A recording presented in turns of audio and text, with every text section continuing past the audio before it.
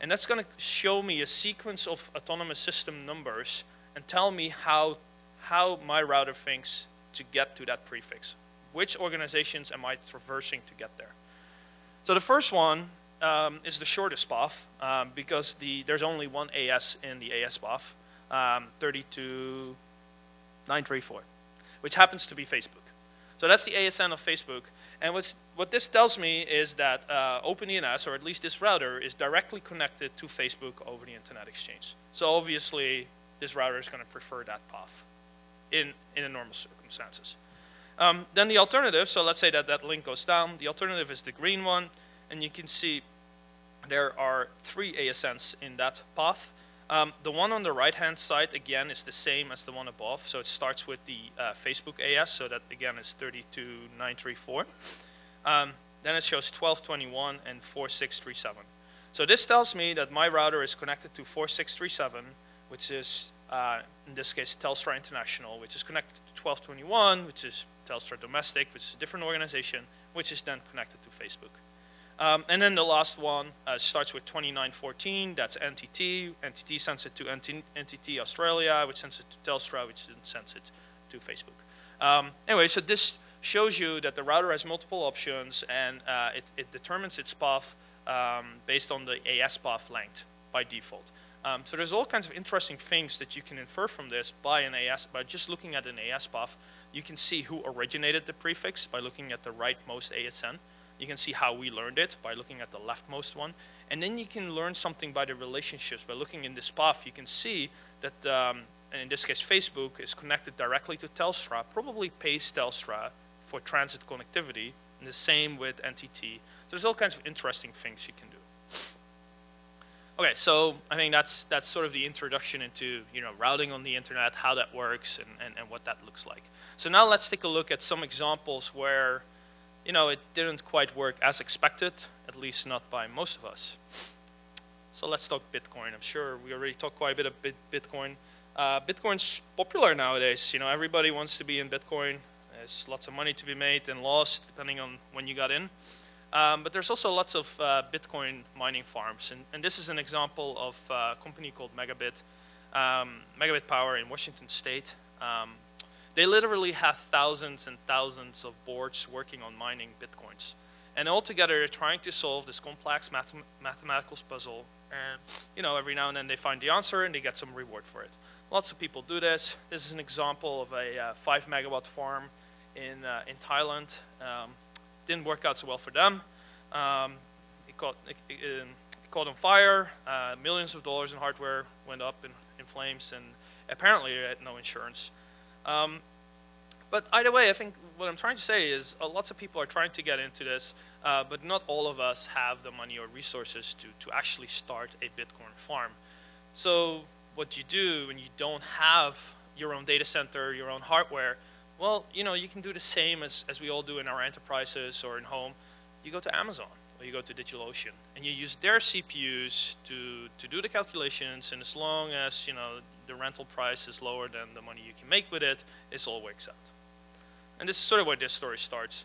A little bit about Bitcoin. I am by far not a Bitcoin expert, but I think in the simplest form what happens is when a Bitcoin miner comes up, it basically joins a Bitcoin pool. Bitcoin pool has a pool server and basically gives out assignments and gives you the credits for it. So this attack was officially initially detected by Dell SecureWorks, and it's something that happened between 2013 and October 2013, May 2014. And what happened here was when miners would come up and register with the pool server, the pool server would send a redirect to another server and this is part of the protocol where you can basically, it's part of a load balancing mechanism. You can say, well, you shouldn't be talking to me. You should go and talk to this guy because I'm too busy or whatever. Now the question is, so that other server was controlled by the attacker. So now the question is, how was he able to initiate that redirect? Well, what he did, he was basically hijacking the IP addresses of the pool servers. So these pool servers in question were running in Amazon, DigitalOcean, OVH, all your standard hosting providers. So let's say that Amazon typically announces their prefixes in /16s. He would find out a pool server isolated, which was a single IP address, isolated to a /24, which is a more specific block, has about 256 addresses in it. He would then announce that particular range of IP addresses and saying, if you want to go here, you need to send it to me. And because there's no, it's all based on trust, everybody on the internet who saw that BGP update started believing that. And as a result, all traffic for that /24 was now being redirected to, this other server, or at least the network he controlled. At that point, he initiated this redirect, and the miners would go to yet another server, which is where sort of the interesting thing came in. The redirect, or the BGP hijack, was only visible typically for a few minutes, 2, 3, 4 minutes or so. Fairly short, but it was enough to, to find a fair amount of miners, initiate the redirect. The miners would still be sticky to that other server and mine for days or weeks, and basically mine, but not get a reward for it. So if you look on the forums, several people after a few hours or days find out what happened. So this was a really interesting case because it was sophisticated on multiple levels. And not only was it, it was combining the Bitcoin stuff with BGP stuff, but he was also trying to hide what he was doing using a technique called AS path spoofing. So remember the path, the range of ASNs. He was actually, trying to change that and lie about it, so interject other ASNs. So it was very hard to determine where the actual attack came from. So this went on for a few months. Affected several cloud providers, again, DigitalOcean, Amazon, all the ones that we all use for different purposes. Actually, was a Canadian thing as well. So we've determined that the network in question, who was announcing these things, because the thing is, we can't go home tonight and try this. Like, we need to have access to a router, which is BGP. And at that point, you need to be connected to another provider, or even better, to an internet exchange. So an internet exchange, has a new term, is basically a large switch where lots of internet providers connect to, and then you have sort of this direct connection with all of them, and then you can set up this BGP session with them. Transit providers are providers that are very large providers, like Level 3 or NTT, or more regional here. Let's think about Thales and Bell and Shaw, and you pay them to provide transit. They typically are pretty strict in what's called BGP filtering, is in they have a list on their router and say, okay, I know you are OpenDNS or Google. You're only allowed to announce these prefixes because I know those are your prefixes. I'm not going to allow you to announce anyone else's prefixes. But that's a lot of administrative work. So if you are on an internet exchange where you typically peer with hundreds of other networks, and those IP addresses change all the time, people have just basically given up on that. It's like, I'm not going to filter that. That's way too much work. I'm just going to trust it. If you're announcing 20 prefixes today, I'm going to allow you to do 30. And they just have sort of a hard cap. And that's why this attack really works well on, for example, the Toronto Internet Exchange, or any internet exchange really. But this happened on the Toronto Internet Exchange. So this was primarily affecting peers that were connected to the Toronto Internet Exchange, who are either peering with this organization or with what's called a route server, which is really a proxy for BGP announcements. In summary, Dell SecureWorks guesses that this, or estimates that they made about $83,000 with this. We verified that there were at least 51 prefixes hijacked over the course of a few months, which affected 19 unique autonomous systems. And you can see a few of them listed here, but I mean, none of that was really targeted. It just happens to be where all these guys are, right? So this is a really interesting case where people were using BGP hijacking to try and make a good buck. So let's take a look at another example. Censorship. So the internet is no longer truly open. We all like to think so, but every now and then there's quite a bit of censorship going on, and in certain parts of the world this happens more than others. Turkey is this particular example, but we all know about China. And several other countries. So this is actually a really interesting case because it affected our network directly, OpenDNS, but also Google and Level 3, who also run large OpenDNS resolvers.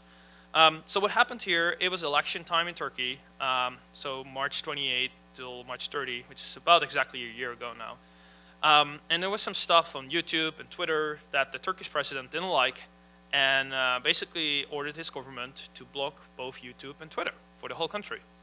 So then you as a techie are ordered to do this, and you try to figure out how do I do this for a whole country, right? So there's different ways of doing it. But in some cases, especially cases where a certain country only has 1 or 2 ISPs, and they happen to be controlled by the government, definitely makes it easier. And it happens to be the case in Turkey. Turkey has Turk Telecom, which is the largest provider there. And obviously, most people there use the Turk Telecom DNS services, right? So they said that we can do that. So what they did was they basically in their DNS service add a static entry. So if you want to go to YouTube or Twitter, this is the IP address, which obviously wasn't really the IP address of YouTube and Twitter. And as a result, your computer was trying to connect to something that either didn't exist or was something that was controlled by the Turkish government and says, hey, you're not allowed to go here or something like that. So, succeeded. Engineers happy or not, at least they did what they had to do. So that was good for them. But pretty quickly, these images started appearing in the mainstream press. So as a DNS geek, and most of you maybe, like you see IP addresses spray painted on bus stops and walls. That's pretty cool, right? We don't really see that every day. So we're like, oh, that's cool. What happened was people figured, well, if we use something like OpenDNS or Google or some of the other free open resolvers, we are able to bypass the censorship. So people started using this like crazy, and at OpenDNS we saw a huge spike in uptake from users from Turkey, and I'm sure Google saw the same, and some of the others as well. So citizens of Turkey happy, we are now able to bypass the government censorship. We rule, awesome, right? Turkish government not so happy. Within a few hours, we noticed all traffic from Turkey dropped off. There was basically 0 traffic left. What happened was they had now null routed all traffic to some of these IP addresses, popular open resolvers like Google and OpenDNS. Well, that sucked, and but they pretty quickly on realized that the collateral damage was pretty significant, because not only did they now null route traffic to our name servers, they now also broke the internet of, I don't know, a very significant portion of the country, because everybody had changed their DNS servers to us, and now it's like, well, I don't know, I type in Facebook and it doesn't work, or I type in CNN or whatever they're visiting, didn't work, and we all know this, like DNS doesn't work, or I don't care, I don't know, internet's broken, right? So they had to sort of undo this because people couldn't work anymore, stuff was broken. So pretty quickly on, they undid this. They realized that that hammer is a little bit too big. So we're happy again. We see traffic, all awesome. Next day, though, they did revise their setup, and so that's sort of the final setup where they came up with. They had now configured a server or a set of servers with the same IP addresses as OpenDNS and Google's 888 and so on and so forth, a few others, and they started inserting new BGP announcements. And this is an example of that announcement. So they started to announce, for example, 8.8.8.8/32. So this is a screenshot from when this happened. I took it. It is normally if you want to go to 8.8.8, it's a /24 route. That's sort of the accepted minimum route you can announce. So that's the normal healthy route that we would be looking for, that I know Google really announced. But now we're seeing a different route, and in fact the AS path is empty, which means that it's locally originated. So this is the proof that they inserted a new BGP announcement, a new route, and they set the next hop to a server that they controlled, and they were in fact answering DNS queries. It was actually a DNS server. But now again, they had applied that same mechanism as they did initially. If you type in YouTube or Twitter, they would give them back an IP address that obviously wasn't YouTube or Twitter. And you can see an example here. This is from a tool called RIPE Atlas. It's basically a very large measurement project. So we did a DNS lookup from within Turkey, which is the one in orange, using 888, for example. You can see the IP address that was returned to 195.175, blah, blah, blah, which is an IP address controlled and owned by Turk Telecom. So there's a clear proof that this is not the real YouTube server. You were being redirected to this IP address if you were in Turkey, but it wasn't actually YouTube. And then in green, you can see an example of what it would actually supposed to look like, where it returns a set of YouTube IP addresses. So in summary, the Turkish government has now achieved censorship using DNS, and they figured out a way to also censor DNS servers that they don't actually control. Google, OpenDNS. So this is all really, really scary stuff. Fortunately for us, about 2 days later, this was done with. A lot of pressure on the background, but eventually it got solved. But it does show, how vulnerable the system really is, because there was very little we or even Google could do. I mean, just insert that announcement there, and it's there. You can't just delete it. So that is an example for BGP hijacking for censorship and setting up a man in the middle again. Okay, another example, spamming. So what's interesting about spamming? I mean, spam has been around forever. We've talked about it a lot. What can we say about that? Well, turns out there was actually a significant operation going on last year where spammers were using BGP hijacking or BGP as a technique to solve their biggest pain. The biggest pain for spammers, as we all know, is finding clean address space, right? So as soon as you start spamming, within a few minutes or hours, it ends up on the blacklist, and you can't really use it anymore. It's also really easy to track, who was doing the spamming. So if, maybe you don't care about that, but sometimes, that server, maybe it was owned or whatever, and taken offline, so on and so forth. So the biggest problem for spammers is finding unused address space or clean address space. As we all know, we're running out of IP address space, right? IPv4 it's almost gone. We need to go v6, et cetera, et cetera. But there's actually large squads of IPv4 address space still available. It's been allocated to organizations, but many organizations are not actually using it. So if you look in the BGP table, you'll see, oh, it's allocated to the US DoD or even the Canadian Forces or, I don't know, GE or whoever. Some of these really large organizations have large spans of address space that they're not using, at least not publicly, maybe internally. But it's not visible in the global BGP tables. So what these guys did was basically start searching for that. Just loop through it, 1.1.1 is available, 1.2, and et cetera. And so at some point, they found literally thousands of networks that were not currently being announced. And they said, okay, I'll just claim ownership of that. And I'll start announcing it, configure it on my server, and now I have a new IP address. I got a /24, a /16, or whatever. I loop through it, start sending spam, and once I'm done, I'll just use the next one. I literally have thousands of networks to use for this. Very scary stuff. So that's what they would do. So let's take a look at what that looks like if you visualize it. We spend a lot of time on sort of fingerprinting this and figuring out what exactly happened. So this is an example for one ASN, but we found different other ASs that all had a very similar fingerprint.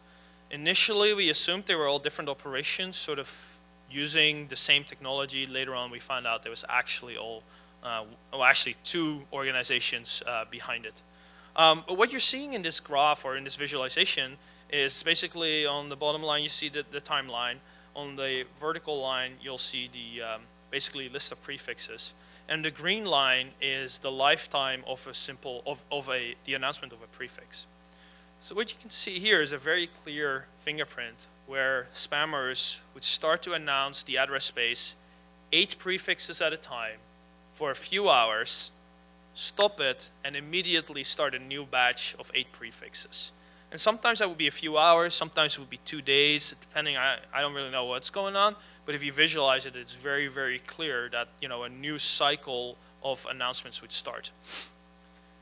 So we contacted, well, not the ASNs involved, not the origin ASNs, but sort of their upstream providers and say, hey, do you know what's going on here? Like, it's very uncommon for a network to constantly start announcing new prefixes. Typically, you get an announcement, you get a prefix allocated, you announce it, and you use it for years, and then maybe you bring another one in, but definitely not for hours at a time. Like, nobody really owns that many prefixes that you can do this on basically for weeks or months. So we started talking to them. We said, hey, why are you announcing? Why are you accepting these prefixes? You remember we talked about filters. Well, they said we have an automatic filtering system in place, which is called sort of a WHOIS system for routing health. And they were using RADB, which is one of the more popular systems. And so we're just automatically generating these filters. So as long as the customer, the spammer in this case, would add a whois entry for this, it would just work. And then we started a little bit harder. So, well, why are they announcing all these prefixes all the time? And they would say, well, if I look on my file and I talk to the customer, they're what's called a DDoS mitigation company. So they're mitigating attacks for different customers, which is really the only reason why something like this could happen. But then we would go back and say, well, who are they mitigating attacks for? All these prefixes haven't been seen in years. Are they mitigating attacks for ghosts or whatever, right? So that really got their attention. And they helped us a lot with looking at NetFlow data, PCAP data, and it indeed showed that 99% of the traffic was basically SMTP traffic. In fact, it was almost 100%, which is actually interesting. Because where did all this control traffic go? Where were the DNS lookups? Where was the SSH traffic or whatever? It was basically missing. It sort of leads into a different conversation, but there must have been definitely sort of another backend system that was doing all that kind of stuff. This is an example of the whois entries that they were adding. So you can see the prefix, there's a description, and then there's the important part. There's the origin AS. So they basically said, I am hereby authorizing myself to announce this prefix from this origin ASN. And then there's the maintainer object, which is basically sort of the owner or the guy who added this. So this is good and bad because now we knew, oh crap, they actually figured out how all this works. They're smart guys. But at the same time, we can now look at what other routing objects have they added. So for this particular AS or even by this maintainer. And indeed, we saw literally thousands of route objects. Typically for prefixes that were announced in the past by the same ASN and we used to send spam, we could validate all that and it was like, okay, now we validated it. The cool part was there were also route objects in there, whois entries, for prefixes that weren't announced yet. So it also provided us with a looking glass into the future and we could start predicting what they were going to use next. So really cool stuff. Again, we worked with the providers and got a lot of this stuff shut down. This is an interesting graph from another provider. This is, I believe, a Russian one. The Russian one's really interesting. They would start strictly at 9 a.m. Moscow time, always. That was really cool. And they also take vacation. So there's two distinct gaps in this graph. I'm not sure if you can see it. But it's basically over Christmas and New Year's. So that's pretty cool. So you can definitely see that there's humans behind this stopping and starting these operations. So while we're talking about spamming, we've all heard about Spamhaus and how they try to, do something with the spam problem. Their reputation among some networks is somewhat dubious. Not everybody likes them. They do good work, but sometimes their hammer is pretty big. So they tend to make a lot of enemies, especially sort of in the world of spammers and the more gray areas of the internet. So this is about, I think in 2013, Spamhaus got into the news because there was the biggest DDoS on the internet ever, and it was significant. It was 300 gigabits of traffic. This is, remember, 2 years ago. So that's a fairly significant DDoS, supposedly the biggest up to that point. And that's not something you want to deal with. Spamhaus at that point moved to Cloudflare to help them with that, and lots of ISPs were scrambling to make this all work. And sure, there were a lot of bits, but it was really a blunt hammer, a big cannon to try to take Spamhaus offline. What didn't get as much attention was at the same time, the guy who was doing or supposedly behind this attack or the DDoS also started to announce a more specific BGP announcement for one of the Spamhaus RBL servers. And you can see that in this screenshot where they were announcing 204.16.254.14, which at that point was an RBL server. It was running a DNS thing, and basically you feed it an IP address and say, is this a spammer or not, or can I trust this? And it basically says false or false or positive result. So what happened was this was announced over the Amsterdam Internet Exchange. People connected to the Amsterdam Internet Exchange, which is the largest internet exchange in the world, so there's hundreds of organizations there. We're now routing to this new BGP route. So it wouldn't end up on a server controlled by Spamhaus. It would end up on a server controlled by this guy. He had actually set up a DNS server and was basically giving back positive replies for everything. So rendering the Spamhaus servers unreachable, because some of these guys that noticed this said, well, my spam level went up like crazy, and some of these are obviously not spam. So as a result, they had to shut down or deconfigure the spam house configuration in their mail servers because it was unusable.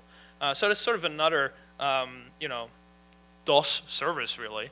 And it was another factor as part of the larger DDoS. And again, a really interesting case, how you can basically render something unusable or just another man in the middle, really. So let's talk a little bit about some of the, I guess, larger scale hijacks. So what we've looked at right now, they were typically pretty targeted, trying to figure, or specific purpose. Some of these things are targeted. We've looked at the Bitcoin one, we've looked at the Turk Telecom one. There's really, certain things that they're trying to achieve there. Unfortunately, BGP been around a while, and there's been more than one of these accidents. Sometimes they're just plain accidents, like someone mistyping something on a router, and you're forgetting a digit somewhere, and all of a sudden you're announcing someone else's prefix. At BGPmon, we've blogged quite a bit about Syria. They've been in the news from an internet perspective because they basically disappeared for hours and days at a time. The whole country would disappear. Obviously, their infrastructure isn't as well established as here. There's a lot of stuff going on, power outages, lots of stuff. So we'd blog about, Syria's offline. They've been offline for 48 hours now. This is awful. But in December and again in January, we blogged about them for a different reason, because basically they now started to claim ownership of about 1,500 prefixes that didn't belong to them. They basically said, oh, I have this route to YouTube and to the US DoD and to Rogers here in Canada. So if you want to send traffic to them, you can send it to me, and I have a really awesome path to it, so you should really use me. So this affected about 1,500 prefixes from roughly 300 different organizations worldwide.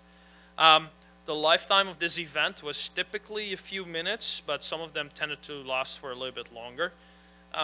And now the whole discussion sort of started. So was this intentional? Was the Syrian Electronic Army behind this, or lots of conspiracy theories?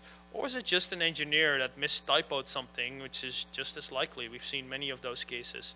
But obviously, when you mention Syria or China or Iran or Ukraine, it's definitely gets people's attention. So let's take a look at an example. So in this is a visualization of what the internet looked like for one particular prefix at that point, or at least a snapshot. So we're looking at the YouTube prefix 208.117.232/24, normally announced by Google/YouTube. Now it was announced by this ASN 29386, which basically is the Syrian National Telecom Establishment, the main ISP, the only ISP there. So he originated that. It was connected to the next one, 6762, which is Telecom Italia, which is one of the largest ISPs in the world. So if you can make them believe that this route is the best path and really exists, you can be assured that significant portions of the internet will redirect traffic towards Syria. So other prefixes that were affected, DoD, Level 3, YouTube, Telstra, Rogers, Time Warner Cable, Akamai, Telefonica, way more than this. But this is just a few examples. And again, whether this was intentional or not, it's an interesting discussion to have, but from a purely infrastructure or operational perspective, it doesn't really matter. At this point, traffic was being redirected to Syria, and I know that's where it got dropped, because there's no way that they have the capacity to deal with that much traffic from the YouTubes and the Akamais and all that kind of stuff, right? So although it's an interesting discussion to have, as an engineer, I don't really care. As my man, I'm down. And that's how easy it is, unfortunately, in some cases, to bring stuff down. We've seen other cases. Indosat is notorious. They're a large provider out of Indonesia. We've seen it happen several times there as well. So it's really scary stuff. I'm not sure if it was intentional or not.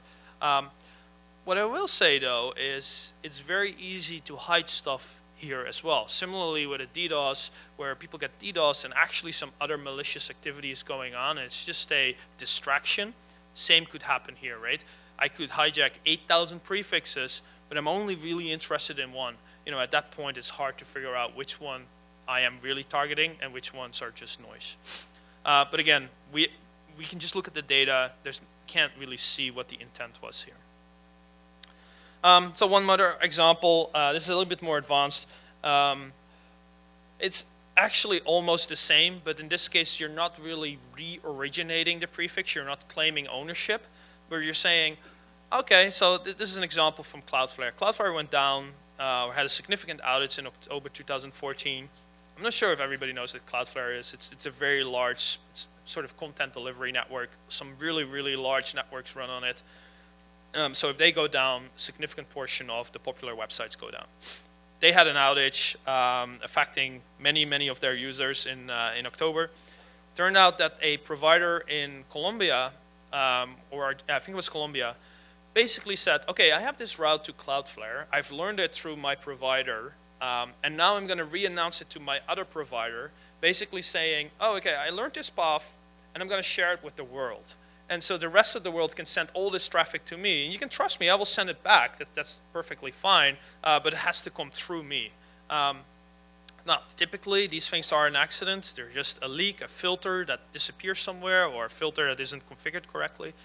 But again, the same incident also affected AWS. So if you start attracting traffic for Amazon Web Services and Cloudflare, you can be sure that you receive dozens of gigabits, if not hundreds of gigabits. And typically, you know, a regional provider anywhere, in Colombia, in Canada, that is not something you can handle. And as a result, traffic went just the service for Cloudflare went down. Again, no bad intent probably, still an outage. So, you know, as an operator, you're like, I don't really care what the intent was here.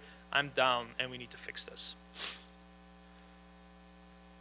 Okay, so quick summary. We looked at a few of the accidents or incidents that were definitely suspicious. We looked at the Bitcoin one, the Turkey one, spamming, spam house, you know, all of those things. I think there's clear indication to at least mark them as suspicious. We also know that some of these things are just fat-fingered. In fact, the majority of them are probably fat-fingered.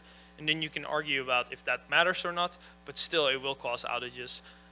So some of the typical things when we talk about fat fingering is configuration mistakes. When people, this is sort of for the network engineers out there, when you start redistributing BGP into OSPF and then out into BGP again, that's a very traditional way to sort of originate the whole internet. Then there's these things called BGP traffic optimizers that will just make up random new paths and say, you know, you should really use this path, and then they leak it out to the rest of the world. People start using it. There's this technique called AS path prepending, where you can make your path longer. You say, okay, I want it to make twice as long, or I want to prepend my own AS 2 or 3 times. People don't always understand how this works, and they said, okay, I want to prepend it twice. But what you're supposed to do is you have to manually say, basically add a string to it, and you say, okay, this is my ASN, and I'm going to just copy my ASN a few times. You can't, depends a little bit on the operating system that you're using on your router, but a lot of people say, I want to prepend 2 or 3 times. So what it actually shows is the origin AS is 2 or the origin AS is 3. So that looks as a hijack, isn't really a hijack, it's just a fat finger. But you know, there's a lot of these examples. We tend to post them on our blog. How do you deal with this? So there's some work going on in the ITF today around called RPKI, which is really a sort of out-of-band mechanism, that you, sort of a whois, you can think of it, but with some crypto involved, that you can cryptographically verify that this prefix really belongs to this guy. And that's something we can't do today, but there's still a lot of work to be done. It's probably years out before people will use it or are willing to use it. So right now, unfortunately, the real answer is, you know, you have to watch for these kinds of things. There's monitoring services out there, commercial, free, you can roll your own, but that's really the only thing you can do today because you have to know that these things happen. I've had users tell me that, you know, we just stopped seeing traffic coming in. So I would reach out to them and say, hey, did you know this happened to your network? Someone rerouted your traffic to Latin America. And they would be very skeptical, and they said, well, who are you? Like, I would just, you know, as a courtesy, reach out. And then they would say, no, I said, you must have seen an outage based on all this data. You know, you must have seen an outage. Like, no. Okay, so I would explain them, and after 10 minutes, they say, okay, you know, I might as well be truthful. You know, we did indeed see an outage. We looked at all of our firewall logs, VPNs, IDS, blah, blah, blah, and nothing showed up. And that was the case because the traffic just wasn't there. The traffic was being sent somewhere else. So it was a really interesting example of where some of these, very advanced security teams just, didn't click in. That traffic could have just rerouted somewhere else. So it's definitely something to keep an eye on because, you can't log what you don't see. Anyway, so that's sort of a summary of what's going on in the world of routing. Some cool examples, and yeah, let me know if you have any questions, feedback.